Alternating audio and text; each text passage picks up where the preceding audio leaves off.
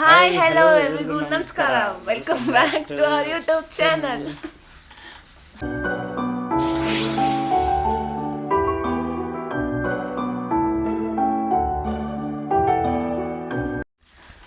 So ಎಲ್ರಿಗೂ ನಮಸ್ಕಾರ. ಎಲ್ಲರೂ ಹೇಗಿದ್ದೀರಾ? ನೀವು ಹೇಗಿದ್ದೀರಾ? ನಾವು ಸೂಪರ್ ಆಗಿದ್ದೀವಿ. ನೀವು ಹೆಂಗಿದ್ದೀರಾ? ನಾವು ಸೂಪರ್ ಆಗಿದ್ದೀವಿ. ಸೊ ಗೈಸ್, ಏನಪ್ಪ ವಿಷಯ, ಏನು ವ್ಲಾಗ್ ಮಾಡ್ತಾ ಇರೋದಂತ ಹೇಳೋದಾದರೆ ಏನು ಆಶ್ಚರ್ಯ ಪಡೋವಂಥದ್ದೇನಿಲ್ಲ. ಒಂದು ನಮ್ಮದು love story part 2 video delete ಆಗಿತ್ತು. ಹೌದು. ಅದಕ್ಕೆ ಏನು ರೀಸನ್ ಡಿಲೀಟ್ ಆಗಿತ್ತು ಅಂದರೆ ಏನೋ ಒಂದು ಸ್ವಲ್ಪ ಆಗಿ ಅದು ಡಿಲೀಟ್ ಆಗಿತ್ತು. ಸೊ ಇವಾಗ ಎಲ್ಲರೂ ಲವ್ ಸ್ಟೋರಿ ಪಾರ್ಟ್ 1 ಇದೆ, ಪಾರ್ಟ್ 2 ಇಲ್ಲ ಅಂತ ಹೇಳ್ತಿದ್ದೀರಾ. ಸೊ ಅದಕ್ಕೆ ಡಿಲೀಟ್ ಆಗಿರೋ ವಿಡಿಯೋನ ಮತ್ತೆ ಮಾಡ್ತಾಯಿದ್ದೀವಿ. So love story part 2 video ಮಾಡ್ತಾಯಿದ್ದೀವಿ, ಅದೇ ಕಂಟೆಂಟು. ಸೊ ಬನ್ನಿ, ಲವ್ ಸ್ಟೋರಿ ಪಾರ್ಟ್ 2 ಹೆಂಗಿತ್ತು ಅಂತ ಹೇಳ್ತೀವಿ, ಅಂದರೆ ಹೆಂಗಿತ್ತು ಅಂತ ಶೇರ್ ಮಾಡೋಣ. ಓಕೆ ಓಕೆ, ಸ್ವಲ್ಪ ಜೋಶಲ್ಲಿ ಹೇಳಿ. ಓಕೆ. ಹಾಂ, ಸೊ ಗೈಸ್, ಪಾರ್ಟ್ 1 ವಿಡಿಯೋ ನನ್ನ ಕಾಲೇಜಲ್ಲಿ ಏನೇನಾಗಿತ್ತು ಅಲ್ಲಿಗೆ ಸ್ಟಾಪ್ ಆಗೈತೆ. ಇವಾಗ ಚೆಕ್ ಮಾಡಿ ಮುಂದೆ ಏನೇ ಹೇಳ್ಬೇಕು ಅಂತ ಚೆಕ್ ಮಾಡ್ತಾಯಿದ್ವಿ. ಸೊ ಅದು ಪಾರ್ಟ್ 1 ಅಲ್ಲಿಗೆ ಸ್ಟಾಪ್ ಆಗೈತೆ ನನ್ನ ಕಾಲೇಜ್ ಸ್ಟೋರಿಗೆ.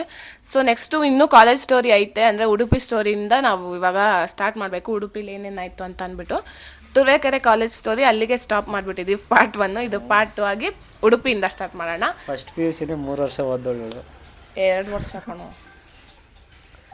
ಹಾಂ, ಸೊ ಗೈಸ್, ಅಲ್ಲಿ ಓದೋಕ್ಕೆ ತುಂಬ ಚಾನ್ಸ್ ಕೊಟ್ಟರು. ತುರುವೇಕೆರೆ ಎಲ್ಲ ಆಯಿತು.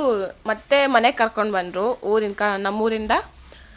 ಯಾರೆಲ್ಲ ಪಾರ್ಟ್ 1 ವೀಡಿಯೋ ನೋಡಿಲ್ಲ ಅವರೆಲ್ಲ ಫಸ್ಟ್ ಹೋಗಿ ವಾಚ್ ಮಾಡಿ. ವೀಡಿಯೋ ಸ್ಟಾರ್ಟ್ ಮಾಡೋಕ್ಕೂ ಮುಂಚೆನೇ ಹೇಳ್ಬೇಕಾಗಿತ್ತು. ಹಾಗೆ ಒಂದು ಹೇಳ್ಬೇಕಂದ್ರೆ, ಎಲ್ಲರೂ ವೀಡಿಯೋಸ್ ಮಾಡ್ತಾ ಇದ್ದಾರೆ, ಬಟ್ ಯಾರೂ ಲೈಕ್ ಶೇರ್ ಮಾಡ್ತಾ ಇಲ್ಲ, ಹಾಗೆ ಕಮೆಂಟ್ ಕೂಡ ಮಾಡ್ತಾ ಇಲ್ಲ. ನಿಮ್ಮ ಫ್ಯಾಮಿಲಿ ಆ್ಯಂಡ್ ಫ್ರೆಂಡ್ಸ್ಗೂ ನಮ್ಮ ವೀಡಿಯೋಸ್ನ ಶೇರ್ ಮಾಡಿ, ಸೊ ದಟ್ ಇನ್ನೂ ಅವರಿಗೆಲ್ಲ ಗೊತ್ತಾಗುತ್ತೆ ನಾವು ಕೂಡ ವೀಡಿಯೋಸ್ ಮಾಡ್ತಾಯಿದ್ದೀವಿ, ನಮಗೂ ಸಪೋರ್ಟ್ ಮಾಡಬೇಕು ಅಂತ. ನಿಮ್ಮ ಒಂದು ಲೈಕ್ ಶೇರ್ ಕಮೆಂಟು ನಮಗೆ ತುಂಬಾ ಸಪೋರ್ಟ್ ಮಾಡುತ್ತೆ, ಹಾಗೆ ತುಂಬಾ ಇದೇನು ಪ್ರೋತ್ಸಾಹ ಮಾಡುತ್ತೆ ನಮಗೆ. ಸರಿ, ನೆಕ್ಸ್ಟ್ ಹೇಳು. ಸೊ ಗೈಸ್, ಉಡುಪಿಗೆ ಹೋದೆ ನಾನು. ಅಂದರೆ ಅಲ್ಲೂ ಕೂಡ ಫಸ್ಟ್ ಪಿ ಯುಗೆ ಕಾಮರ್ಸ್ ಕೊಡಿಸಿದ್ರು, ಅಲ್ಲಿ ಓದೋಕ್ಕೆ ಕಳಿಸಿದ್ರು ನನಗೆ. ಕಾಮರ್ಸ್ ತೊಗೊಂಡು ಹೋಗಿದ್ದೆ. ಅಲ್ಲೆಲ್ಲ ಹೆಂಗಂದರೆ full high level college, full high level students, full high level ಎಲ್ಲ ಇಂಗ್ಲೀಷ್ ಮಾತಾಡ್ತಾರೆ. ನಾವೆಲ್ಲ ಬುಳಕಲ್ಲಿ ಮಾತಾಡೋರು. ಆಮೇಲೆ ಹಾಸ್ಟೆಲಲ್ಲಿ ಕೂಡ ಅಷ್ಟೇ, ಹಾಸ್ಟೆಲಲ್ಲಿ ಕೂಡ ಎಲ್ಲ ಹೈ ಲೆವೆಲ್ ಥರ, ಒಂಥರ ನಮಗೆ ಮಿಡಲ್ ಕ್ಲಾಸ್ ಜನಗಳಿಗೆ ಆ ಥರ ಎಲ್ಲ ಇರೋಕ್ಕೆ ಗೊತ್ತಿರಲ್ಲ. ಆಮೇಲೆ ನಾನು ಅಲ್ಲೋಗಿ ಅದನ್ನೆಲ್ಲ ಕಲ್ತಿದ್ದು. ಅವರೆಲ್ಲ ತಿನ್ನೋಕೆ ಎಷ್ಟೊಂದು ಥರ ತಂದಿರ್ತಾಯಿದ್ರು ಹಾಸ್ಟೆಲಲ್ಲಿ. ಉಡುಪಿಗೆ ಹಾಸ್ಟೆಲಲ್ಲಿ ಹಾಕಿದ್ರು ನನ್ನ. ಎಷ್ಟೊಂದು ಥರ ತಿನ್ನೋಕ್ಕೆಲ್ಲ ತರ್ತಾಯಿದ್ರು, ಏನೇನೋ ತರ್ತಾಯಿದ್ರು. ನನ್ನ ಹತ್ರ ಏನೂ ಇರ್ತಾ ಇರಲಿಲ್ಲ, ನನಗೂ ಅವರು ಶೇರ್ ಮಾಡೋರು. ಸೊ ಉಡುಪಿಗೆ ಹೋದೆ, ಹಾಸ್ಟೆಲಿಗೆ ಸೇರಿಸಿದ್ರು, ಎಲ್ಲ ಆಯಿತು. ಅಲ್ಲೂ ಕೂಡ ಓದ್ತಾ ಇದ್ದೆ. 1-2 ತಿಂಗಳು ಅಲ್ಲೇ ಇದ್ದೆ. 2 ತಿಂಗಳಾ 6 ತಿಂಗಳ, ಎಷ್ಟೋ ತಿಂಗಳಿದ್ದೆ ಬಿಡು. 3 ತಿಂಗಳು ಅನಿಸುತ್ತೆ, ಜಾಸ್ತಿ ಏನಿರಲಿಲ್ಲ. 3 ತಿಂಗಳು 3 ತಿಂಗಳು ಕಾಲೇಜಿಗೆ ಹೋಗ್ತಾ ಇದ್ದೆ. ಆಮೇಲೆ ವಿನಯ್ ಅವರು ನನ್ನ ನೋಡಬೇಕು ಅಂತ ಉಡುಪಿಗೆ ಬಂದರು. ಚಾನ್ಸೇ ಇಲ್ಲ. ಏಕೆ? ನೀನೇ ತಾನೇ ಹೇಳಿದ್ದು, ನಾನು ಬಂದಿಲ್ಲ ಅಂದರೆ ಹಂಗೆ ಮಾಡಿಬಿಡ್ತೀನಿ, ಹಿಂಗೆ ಮಾಡಿಬಿಡ್ತೀನಿ, ಅದು ಇದು ಅಂತ. ಇದೆಲ್ಲ ಹೇಳೇ ಇಲ್ಲ ನಾನು. ಹೊಟ್ಟೆ ಸೇಕೆ ಏನೂ ಹೇಳಿಲ್ಲ. ಬಂದಿಲ್ಲ ಅಂದರೆ ಮಾತಾಡ್ಸಲ್ಲ ಅಂತ ಅಂದ್ಬಿಡ್ತೀನಿ ಅಷ್ಟೇ. ಸರಿ, ಆಯಿತು, ಅದು ಅಲ್ಲಿಗೆ ಕೊಡೋಣ ಬಿಡು. ಆಮೇಲೆ ವಿನಯ್ ಅವರು ಬಂದರು. ಅವತ್ತು ಕೃಷ್ಣ ಜನ್ಮಾಷ್ಟಮಿ ಇತ್ತು, ಕಾಲೇಜ್ ರಜೆ ಕೊಟ್ಟಿದ್ರು. ನಾನು ಅವಾಗ ಇನ್ನೂ ಪಿ ಜಿ ಸ್ಟೋರಿ ಹೇಳಿಲ್ಲ ನಾನು. ಹಾಸ್ಟೆಲ್ ಬಿಡಿಸಿ PGಗೆ ಹಾಕಿದ್ದು ನಾನು. ಹೇಳು. ಸೊ ಗೈಸ್, ಹಾಸ್ಟೆಲಲ್ಲಿ ಇದ್ದೆ 1-2 ತಿಂಗಳು. ಆಮೇಲೆ ನನಗೆ ಹಾಸ್ಟೆಲ್ ಸೆಟ್ ಆಗಿಲ್ಲ ಅಂತ ಅಂದ್ಬಿಟ್ಟು ತುಂಬಾ ಹಠ ಮಾಡಿದೆ. ನನಗೆ ಬೇಡ ಹಾಸ್ಟೆಲ್ಲು, PGಗೆ ಹಾಕ್ರಿ ನನ್ನ ಅಂತ ಅಂದ್ಬಿಟ್ಟು.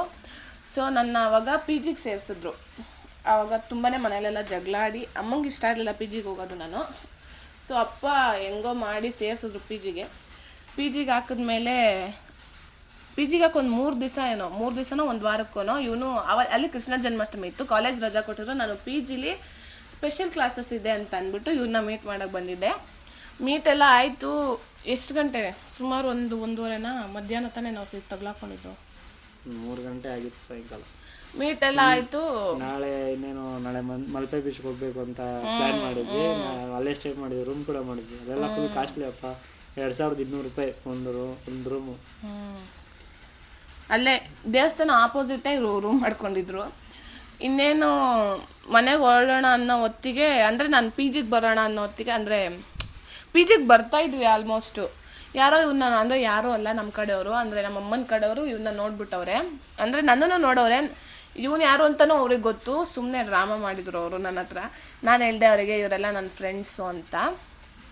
ಬಟ್ ಅವರಿಗೆ ಇವ್ನು ಯಾರು ಅಂತ ಗೊತ್ತು, ಇವ್ನು ನನ್ನ ಲವರ್ ಅಂತಲೂ ಗೊತ್ತಿತ್ತು. ಸೊ ಅವರು ನಮ್ಮ ಹತ್ರ ಕೇಳಿದ್ರು, ಯಾರು ನೀವು, ಏನು ವಿಷಯ ಅಂತೆಲ್ಲ. ಅವರೇ ನನ್ನನ್ನು ಪಿ ಜಿಗೆ ಕೂಡ ಡ್ರಾಪ್ ಮಾಡೋಕ್ಕೆ ಬಂದರು. ದೇವಸ್ಥಾನದಿಂದ ಪಿ ಜಿವರೆಗೂ ಏನು ಒಂದು 3 ಕಿಲೋಮೀಟ್ರೂ ಇರಲಿಲ್ಲ. ಅವರೇ ಕಾರಲ್ಲಿ ಕರ್ಕೊಂಡು ಹೋದರು. ಇವ್ರನ್ನ ನೋಡಿದ್ರಲ್ವಾ, ತಕ್ಷಣವೇ ನಮ್ಮಮ್ಮಂಗೆ ಫೋನು, ನಮ್ಮಪ್ಪಂಗೆ ಈ ಥರ ಬಂದವನೇ ಹುಡುಗ, ಮೀಟ್ ಮಾಡಿದ್ದಾರೆ ಇಬ್ಬರು, ಉಡುಪಿಗೆ ಬಂದವನೇ ಹುಡುಗ ಅಂತ. ಆವಾಗ ತಿರ್ಗಾ ಮತ್ತೆ ಜಗಳ ಸ್ಟಾರ್ಟು. ಇವ್ನು ಉಡುಪಿಗೆ ಹೆಂಗೆ ಬಂದ ಅಂದರೆ ಟ್ರೈನಲ್ಲಿ ಬಂದಿದ್ದ. ನಾನು ಫುಲ್ಲು ಹೇರ್ ಕಟ್ ಎಲ್ಲ ಮಾಡಿಸ್ಕೊಂಡು ಫುಲ್ ಅಫಿಷಿಯಲ್ ಆಗಿಬಿಟ್ಟಿದ್ದೆ. ಅಫಿಷಿಯಲ್ ಅವ್ನು ನನ್ನ ಗುರ್ತಿಡಿಯೋಕ್ಕೆ ಆಗಿಲ್ಲ, ನಾನು ಹಂಗಾಗ್ಬಿಟ್ಟಿದ್ದೆ, ಫುಲ್ಲು ಸಣ್ಣಗಿದ್ದೆ ಅವಾಗ. ಅಫಿಷಿಯಲ್ ಥರ ಹೇರ್ ಕಟ್ಟು ಅಂದರೆ ಎಲ್ಲ ಫುಲ್ಲು ಕಾಲೇಜಲ್ಲಿ ಇದ್ದವರೆಲ್ಲ ಅಫಿಷಿಯಲ್ಸೇ. ನಾನು ಮಾತ್ರ ಈ ಥರ ಜುಟ್ಟು ಹಾಕೊಂಡು ಹೋಗೋದು ಎಲ್ಲ ಏನು ಚೆನ್ನಾಗಿರ್ತಿರ್ಲಿಲ್ಲ ಅಂದ್ಬಿಟ್ಟು ಇಲ್ಲಿ ಲೇಔಟಿಗೆ ಬಂದಿದ್ದೆ. ಒಂದೆರಡು ದಿವಸ ಇರೋಕ್ಕೆ ಹೋಗೋದು ಅಂದರೆ ಉಡುಪಿಲಿ ತುಂಬ ಮಳೆ ಬರ್ತಾಯಿತ್ತು. ಅವಾಗ ಕಾಲೇಜಸ್ ಎಲ್ಲ ರಜೆ ಕೊಟ್ಟಿದ್ರು.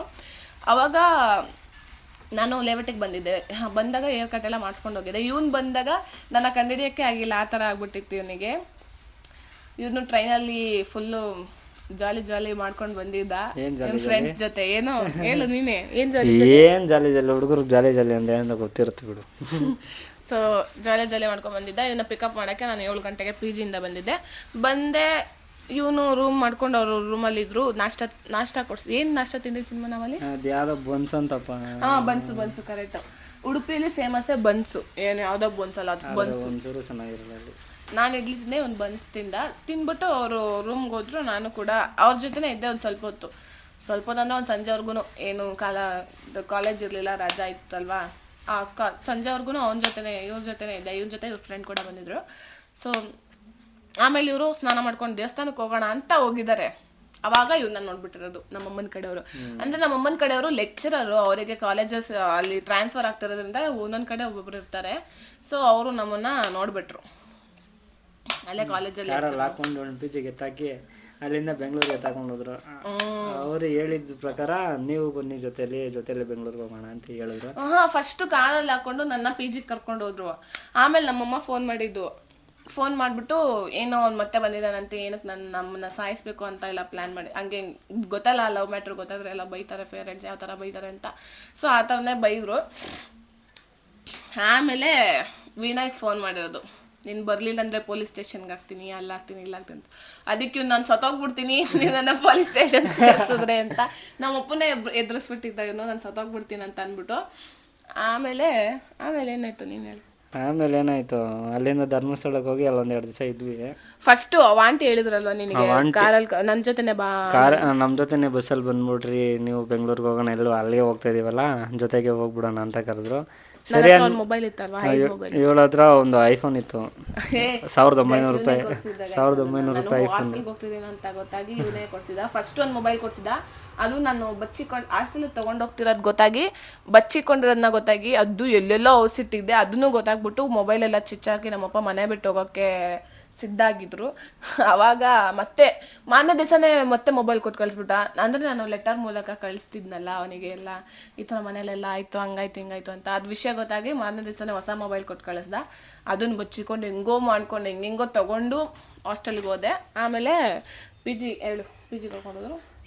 ಆ ಆಂಟಿ ಹೇಳಿದ ಪ್ರಕಾರ ಒಟ್ಟಿಗೆ ಬಸ್ಸಲ್ಲಿ ಹೋಗೋಣ ಅಂತ ಹೇಳಿದ್ರು. ನಾವು ಇನ್ನೇನಪ್ಪ ಹೋಗೋಣ, ಇನ್ನೇನು ಮಾಡೋದು ನಾವು ಇಲ್ಲಿ ಅಂದ್ಬಿಟ್ಟು ಹೋಗಿ ರೂಮ್ ಚೆಕ್ಔಟ್ ಮಾಡಿ ಬಂದಿದ್ದೆ. ನಾಪತ್ತೆ ಇವರು ಆಂಟಿ ಎಲ್ಲ ನಾಪತ್ತೆ. ಕೇಳಿದ್ರೆ ನಮ್ಮ ಪಾಪ ರೂಮ್ ಮಾಡ್ಕೊಂಡಿದ್ರು ಅವರು. ನಮ್ಮಲ್ಲಿ 2,500 ಲಾಸು. ಈ ಕಡೆ ನಮಗೆ ಬಸ್ ಸ್ಟ್ಯಾಂಡಲ್ಲಿ ಐತೆ ಅಂತಲೇ ಗೊತ್ತಿಲ್ಲ ಅಲ್ಲಿ.